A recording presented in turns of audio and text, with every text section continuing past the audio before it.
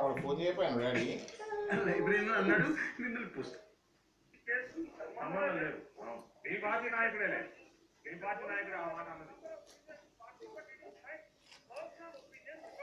ఆ ప్రాంతానికి చెందిన వాడిని ఆ ప్రాంతంలో పుట్టిన వాడిని ప్రతి సంవత్సరం నేను అక్కడికి వెళ్ళి కొన్ని రోజులు స్పెండ్ చేస్తున్నాను కాబట్టి అక్కడ ప్రజల మనోభావాలు తెలుసు. ఇక్కడ ప్రజలు దూరంగా కూర్చుని అనుకుంటున్నారు అక్కడ ఎవరు ఆస్తులు పోగొట్టుకుంటున్నారు. అక్కడ అందరూ హైదరాబాద్ కన్నా ఎంతో ప్రాస్పరస్ గా ఉంది. ఈ రోజు హైదరాబాద్ కన్నా భీమవరంలోనే రియల్ ఎస్టేట్ చాలా ఎక్కువగా ఉంది. ప్రజలందరూ అక్కడ సుఖశాంతితో ఉన్నారు.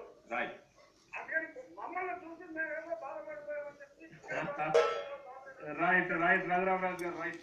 ఏమైనా మీ సంఘాల శుభాకాంక్షలు చూద్దాం. మీ ఆర్గ్యుమెంట్ ఎంతవరకు కోర్టు యాక్సెప్ట్ చేస్తుందో ఎంతవరకు పర్మిషన్ ఇస్తుందో చూద్దాం. Anyway thank you very much line లోకి వచ్చినందుకు.